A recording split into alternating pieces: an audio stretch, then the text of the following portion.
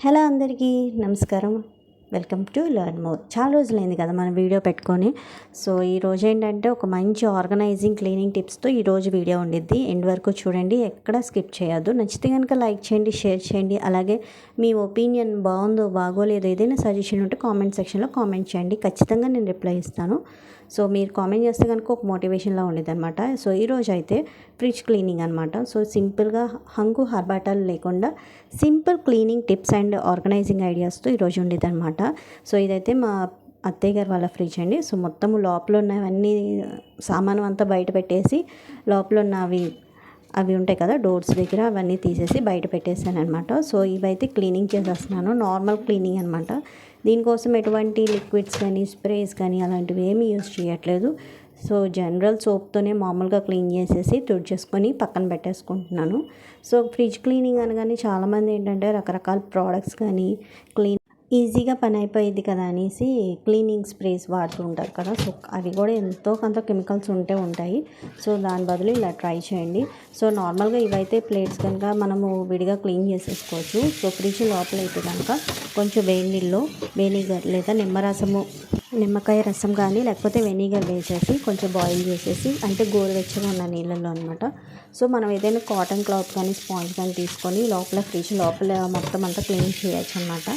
So ఇలా clean చేయడం వల్ల ఏంటంటే మనకి బ్యాడ్ స్మెల్ అనేది రాదు. ఇదేంటంటే ఒక రకంగా హోమ్ రెమెడీ అని చెప్పచ్చు. మనం బయట కెమికల్ ప్రోడక్ట్స్ కన్నా ఇది చాలా బెస్ట్ అనమాట. అండ్ ఇంకో టిప్ వచ్చి మనకి ఫ్రిడ్జ్ ఎప్పుడైనా సరే నాన్ వెజ్ కానీ అలాంటివి ఏదైనా పెట్టినప్పుడు లేదా ఎక్కువ రోజులు కనుక ఫ్రిడ్జ్లో ఏదైనా నిలవ ఉన్నప్పుడు కొంచెం బ్యాడ్ స్మెల్ అనేది వస్తుండేది కదా. సో మనం ఫ్రిడ్జ్ క్లీన్ చేసినప్పుడే కొంచెం ఏదైనా కవర్లో కానీ లేకపోతే ఏదైనా చిన్న ప్లాస్టిక్ బాక్స్ ఆర్ గ్లాస్లో కానీ కొంచెము మనము బేకింగ్ సోడా వేసేసి లోపల పెట్టేసామంటే బేకింగ్ సోడాకి ఏంటంటే మనకి బ్యాడ్ స్మెల్ అబ్జర్వ్ చేసుకునే గుణం ఉండిద్ది కాబట్టి సో అలా చేయొచ్చు అనమాట. బ్యాడ్ స్మెల్ రాకుండా ఉండిద్ది. సో ఇక్కడ ఏంటంటే ఆల్రెడీ మా అత్తగారి ఇంట్లో వీళ్ళ పూజ కోసమని చిన్న చిన్న బెల్లం ముక్కల డబ్బా తీసుకొచ్చారు. సో అవైతే చాలా ఎక్కువ ఉన్నాయి. అవి ఎందుకు పాడు చేయడం అనేసి అందులో ఫ్రిడ్జ్లో ఆర్గనైజ్ చేయడానికి అన్నట్టు పెడుతున్నాను. ఎందుకంటే ఇవి చూడడానికి చిన్నగా బాగున్నాయి కాబట్టి. సో ఇటు సైడ్ వచ్చి మొత్తం కూరగాయలన్నీ మిగిలిన కూరగాయలన్నీ కవర్లో పెట్టేసాను అనమాట. సో ఇవి వచ్చి చిన్న చిన్న ర్యాక్స్ ఉన్నాయి. ఇందులో నేను మామూలుగా ఏమైనా మిగిలిన కూరగాయలు ఉంటే అవన్నీ సర్దేస్తున్నాను. ఒకవేళ మనకి కూరగాయలు కాకపోయినా ఏదైనా సాసెస్ కానీ అలాంటివి పచ్చళ్ళు కానీ ఉన్నా సరే ఇలాంటి ట్రేస్ అనేవి బాగుంటాయి. సో ఇక్కడ 2 ట్రేస్ ఉన్నాయి. సో అందులో అలా పెట్టేశాను అనమాట. దాంతోపాటు నిమ్మకాయలు ఉన్నాయి కదా, అవి నేను ఏంటంటే నార్మల్గా డబ్బాలో కాకుండా పేపర్లో చుట్టేసి ఫోల్డ్ చేసేసి పెట్టేశాను. సో పేపర్ వల్ల ఏంటంటే మనకి తేమ అనేది అబ్జర్వ్ చేసేది. ఒకవేళ మన ఇంట్లో పేపర్ బాబోయ్ ఎందుకులే అనుకుంటే కనుక టిష్యూ వేయండి, టిష్యూ వేసినా కూడా పర్లేదు. సో మొత్తం అంతా క్లీన్ చేసేసి ఇలా ఆర్గనైజ్ చేస్తున్నాను. సో పెద్ద ఓవర్గా ఏమి ఎక్స్పెక్ట్ చేయకండి, ఎందుకంటే ఏమి ఉండవు. సో ఉన్న వాటిని ఇలాగా సర్దుతున్నాను. సో ఇందాక చెప్పాను కదా డబ్బాలు, ఆ డబ్బాల్లో కరివేపాకు అలాంటివన్నీ వేసేసి నేను మనకి హ్యాండిల్ సైడ్ డోర్ ఉండేది కదా, సో అక్కడ పెట్టేస్తున్నాను అనమాట.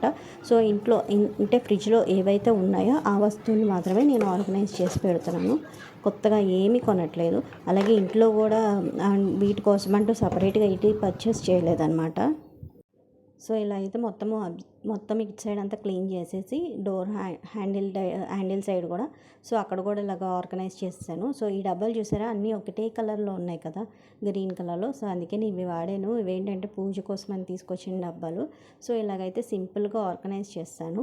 నేను చేసిన ఆర్గనైజింగ్ కానీ క్లీనింగ్ టిప్స్ కనుక మీకు ఎక్కడైనా నచ్చుంటే కనుక లైక్ చేయండి.